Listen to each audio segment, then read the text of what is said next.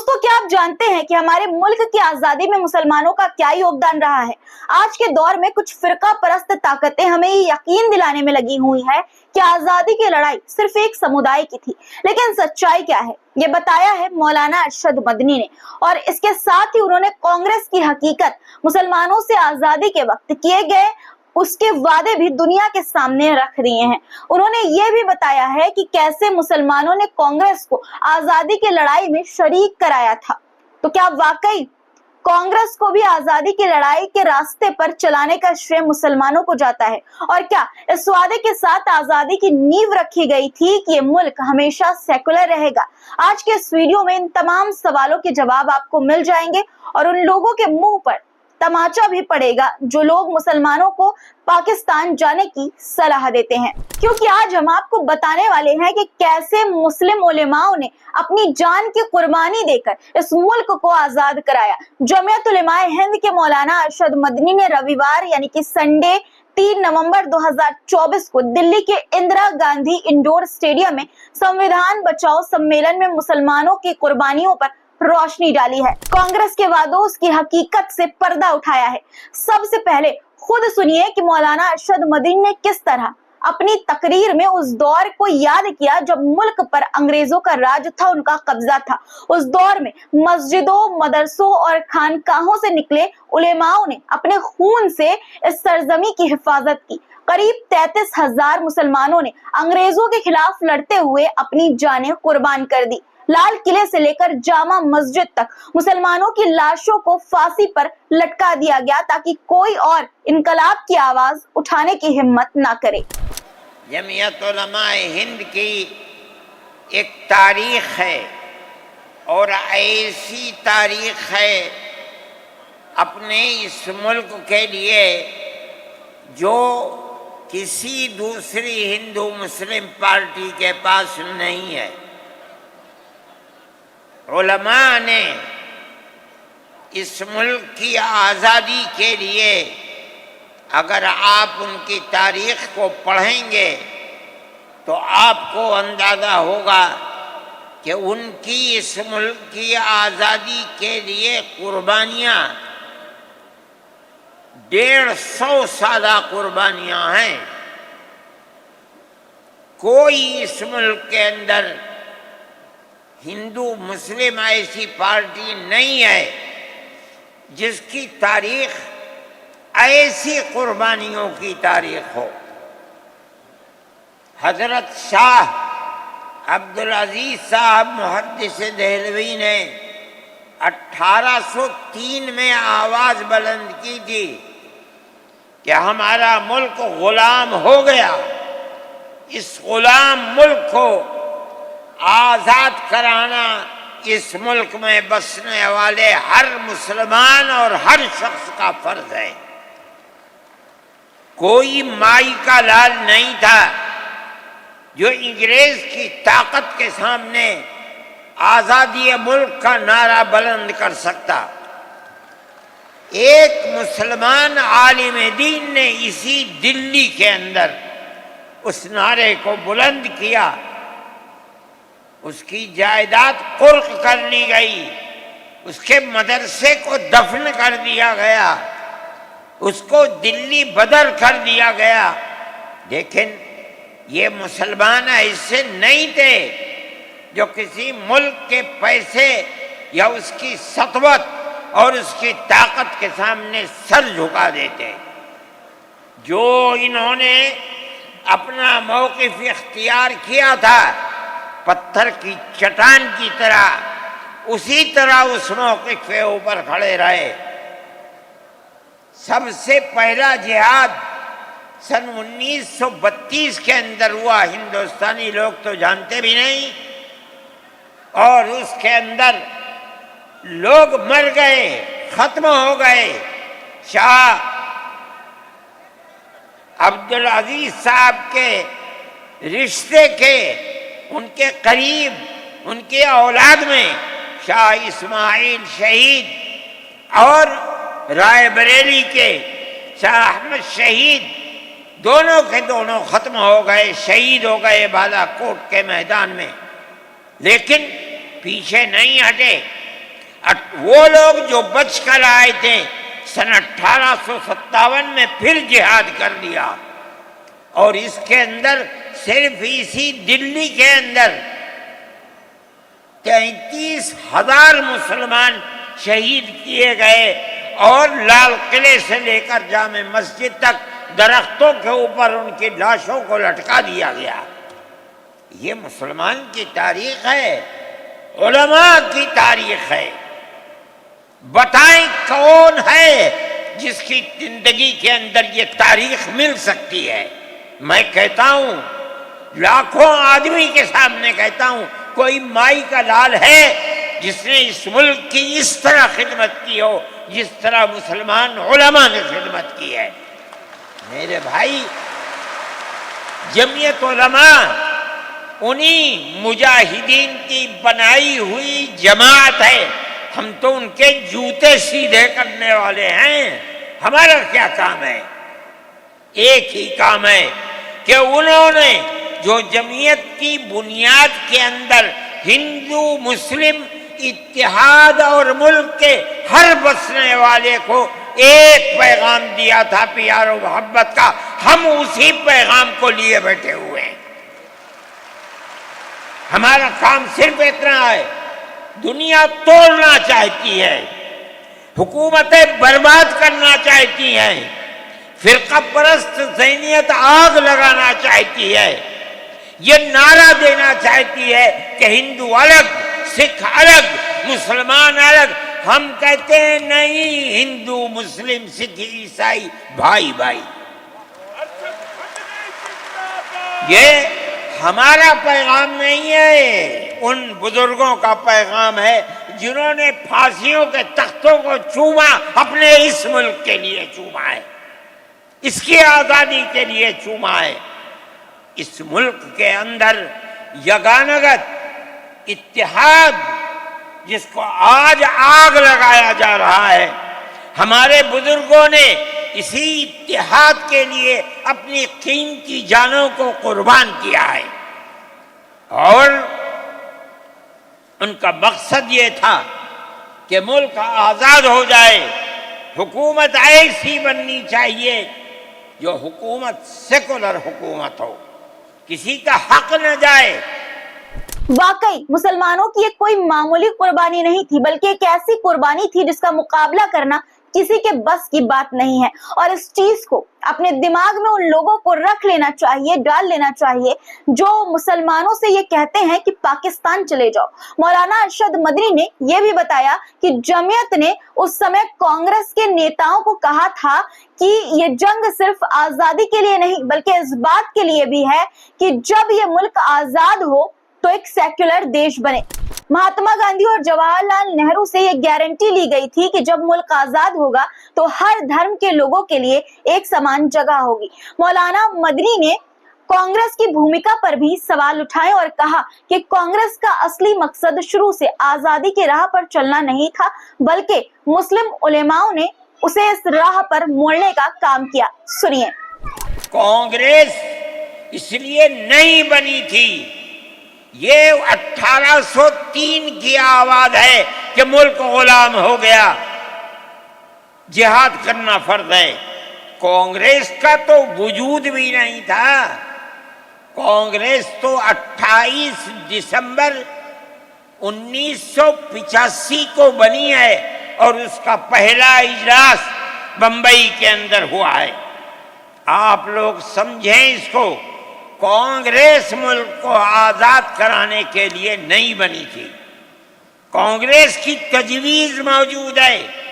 وہ کہتے ہیں کہ ہندو مسلم ملک کے بسنے والوں کی اس جنگ و جدال سے دو جہاد، سن 32 کا 1857 کا، اس جہاد کے نتیجے میں جو برطانیہ کی حکومت اور ہندوستان کی حکومت میں دوری پیدا ہو گئی ہے، کانگریس کا مقصد تھا کہ اس دوری کو ختم کر دیا جائے، ملک کو اپنے گردن سے زنجیر غلامی کی نکال کر توڑ دیا جائے، کانگریس کا مقصد نہیں تھا۔ میں آپ سے کہتا ہوں، یہ بات ہے اور کانگریس کی تجویز میں موجود ہے، کوئی اس کی تردید نہیں کر سکتا۔ کسی نے حضرت گنگوہی رحمت اللہ علیہ سے پوچھا کہ ایک جماعت بنی ہے جو ہندوؤں نے بنائی ہے انگریز کے ساتھ مل کر، کیا مسلمان اس جماعت میں شریک ہو سکتا ہے؟ حضرت نے فتویٰ دیا اور یہ کہا کہ جس طرح اپنے کاروبار میں ہندو مسلمان شریک ہو سکتا ہے، اسی طرح اس پارٹی کے اندر بھی ہندو مسلمان شریک ہو سکتا ہے، بشرطے کہ دین کو کوئی نقصان نہ پہنچے۔ اس فتوے کا نام ہے نصرت الابرار، جو پرانی مکتبیں ہیں، لائبریریاں ہیں، یہ آج بھی وہاں موجود ہے۔ یہ صرف فتویٰ نہیں ہے، یہ اس لیے ہے کہ یہ اشارہ ہے کہ مسلمانوں کو کانگریس کے ساتھ شریک ہونا چاہیے اور کانگریس کے اس نظریے کو بدلنا چاہیے۔ کانگریس کے اندر مستقل غلامی کی زنجیر کو توڑنے کے لیے اور انگریز کے ساتھ جہاد کرنے کے لیے تیار کرنا چاہیے۔ مسلمان جوق در جوق اس کے اندر شریک ہوئے، کانگریس کے اس نظریے کو بدل دیا اور کانگریس کو ملک کی آزادی کے لیے کھڑا کر دیا۔ یہ مسلمان کا، علماء کا، جمعیت علماء کا کردار ہے۔ کوئی مانے نہ مانے، تاریخ میں لکھی ہوئی چیزیں ہیں، ہم سے پوچھے ہم وہ تاریخ کی لکھی ہوئی چیزیں دیں گے۔ ہماری تاریخ کو مٹا دیا گیا۔ وہ طبقہ جو آج ملک کے اندر اسلام اور مسلمانوں کو دفن کرنا چاہتا ہے، وہ ہماری تاریخ کو دفن کرنے کے اندر کامیاب ہو گیا، مگر ہم کہتے ہیں یہ ہماری تاریخ ہے۔ میرے بھائی، ملک اسی طرح چلتا رہا، جیسے جیسے آزادی قریب آتی رہی، جمعیت علماء ہند وہ تنہا ایک جماعت تھی جو برابر موتی لال نہرو، جواہر لال نہرو، گاندھی جی سے یہ بات کہتی رہی کہ ہمیں ضمانت دو، ہم 143 سال ہیں ہماری زندگی، جہاد کی زندگی، ہمیں یہ ضمانت دو کہ ملک آزاد ہوگا تو اس کا کردار سیکولر کردار ہوگا، دستور سیکولر دستور ہوگا، جس کے اندر ہندو، مسلمان، سکھ، پارسی، عیسائی ہر ایک کو اپنے مذہب کے ساتھ جینے کا حق ہوگا اور حکومت کا کوئی مذہب نہیں ہوگا۔ ہمارے پاس تجویزیں موجود ہیں، برابر ہمیں مفتی کفایت اللہ صاحب جو جمعیت علماء کے اس وقت صدر تھے، نام لے کر ان کے پاس موتی لال نہرو، گاندھی جی، یہ لوگ اپنی ورکنگ کمیٹیوں کی تجاویز بھیجتے ہیں، مفتی صاحب کرم فرما، مفتی صاحب یہ ہے کہ ہمارا ملک جب آزاد ہوگا ہم گارنٹی دیتے ہیں کہ ملک سیکولر ملک ہوگا۔ اس کا کیا مطلب ہے؟ ہمارا کردار، ہمارا مذہب، ہمارا وقت، ہر چیز آزاد رہے گا، مسلمان جس طرح چاہے گا اپنی زندگی گزارے گا، اپنے مذہب کو سینے سے لگا کر زندگی گزارے گا۔ میں یہ بات صرف ہوائی نہیں کہہ رہا ہوں، آپ غور سے اس تحریر کا ایک ایک لفظ سنیں۔ ہری پور ضلع سورت کا اجلاس عام جو 19، 20، 21 فروری 1938 میں، 47 میں ملک آزاد ہوا، یہ اجلاس 1938 میں، اس سے بھی 9 سال پہلے، یعنی آج کے مقابلے میں 80 سال پہلے یہ اجلاس ہوا تھا۔ اس کے اندر تجویز دیکھیے آپ، ورکنگ کمیٹی نے 1937 میں اپنی کلکتے کی میٹنگ میں اقلیتوں کے حقوق پر جو تجویز پاس کی تھی، اسے یہ کانگریس منظور کرتی ہے۔ اس وقت کی بات ہے، اور نئے سرے سے اعلان کرتی ہے کہ ہندوستان کی اقلیتوں کے تمدنی، مذہبی اور لسانی حقوق کی حفاظت کرنا کانگریس کا پہلا فرض اور بنیادی پالیسی ہے، تاکہ حکومت کی کسی بھی ایسی اسکیم میں جس میں کانگریس شریک ہو، اقلیتوں کو ترقی اور نشو و نما کا زیادہ سے زیادہ موقع مل سکے۔ آپ الفاظ پر غور کیجئے، اور وہ قوم کی سیاسی، اقتصادی اور کلچرل زندگی میں پورا حصہ لے سکے۔ اس کے بعد اس بنیاد پر مسلمانوں کو مطمئن رہنا چاہیے کہ آزاد ہندوستان کی حکومت میں ان کا مذہبی فرائض، اذان، نماز، جمعہ، عید، روزہ، حج، زکوٰۃ، مذہبی تبلیغ، مساجد، مقابر، قربانی، مذہبی جلوس، مذہبی جلسے وغیرہ جملہ مذہبی رسوم اور مذہبی ادارے محفوظ ہوں گے، اور اسی طرح ان کی تہذیب و تمدن، ان کے تعلیمی ادارے، خانقاہیں، امام باڑے، عیدگاہیں، تکیے، کربلائیں، آثار قدیمہ، اوقاف وغیرہ سب محفوظ ہوں گے، اور اسی طرح ان کی زبان، ان کی شاعری، رسم الخط وغیرہ سب کے سب آزاد اور محفوظ ہوں گے، کسی پر کوئی رکاوٹ اور قید نہ ہوگی۔ جو میں آپ سے کہہ رہا ہوں، آپ دیکھیے، یو پی کانگریس کا شائع کردہ election board, National Herald Press, Lucknow, 1946 کے اندر، شاید 10 فروری ہے جو میں نے نقل کیا ہے، وہ مٹا ہوا تھا، اس کے اندر یہ بلیٹن شائع ہوا ہے۔ میں کہتا ہوں کہ ہندوستان کی یہ جمعیت علماء کے بار بار کھچوکے لگانے پر وعدہ کرو کہ ملک سیکولر ملک ہے، وہ وعدہ کرتے چلتے ہیں۔ میں آج آپ سے پوچھتا ہوں کہ اس میں سب سے پہلی چیز ہے کہ مسلمانوں کا مذہب اور مذہبی فرائض محفوظ رہیں گے۔ آج میں پوچھتا ہوں، ملک کی آزادی کو 70-80 سال ہو رہے ہیں، بتائیے کیا محفوظ ہے مسلمانوں کا؟ آپ مذہب محفوظ ہے مسلمانوں کا؟ کیا آپ نے مسلمان مذہب کا مسئلہ قرآن و حدیث سے ثابت ہے؟ آپ جو کچھ کر سکتے تھے آپ نے نکاح اور طلاق کے اندر کر دیا، مذہب کا محفوظ ہے؟ آپ کی حکومت اتراکھنڈ میں ہے، آپ یکساں سول کوڈ، یعنی کوئی تعلق مسلمان کا مذہب سے نہیں ہوگا، گورنمنٹ جو قائم کرے گی اس کے اوپر مسلمان کو چلنا ہوگا۔ کہاں کا سیکولرزم ہے؟ کیا مسلمان اس پر اطمینان کر سکتا ہے؟ آپ کی زندگی اور آپ کی حکومت کا بنیادی ناپاک پتھر یہ ہے کہ مسلمان کو اپنے مذہب سے آپ دور کر دیں۔ کیا آپ اسے قبول کریں گے؟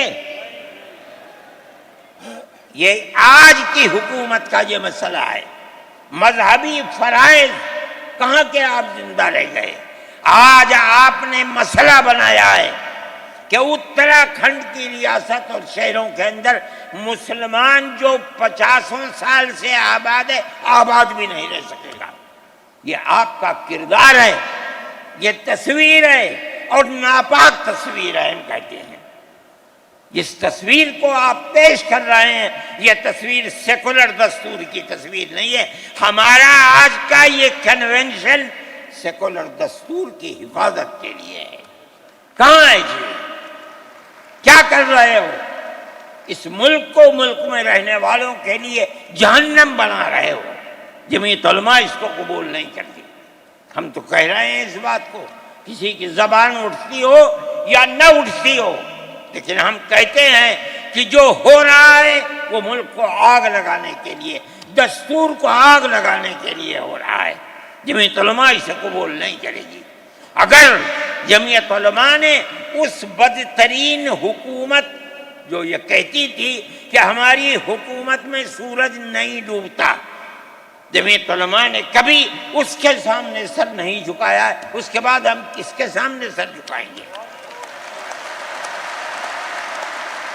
ہمارا سر صرف ایک اللہ کے سامنے جھکتا ہے اور کسی کے سامنے نہیں جھکتا.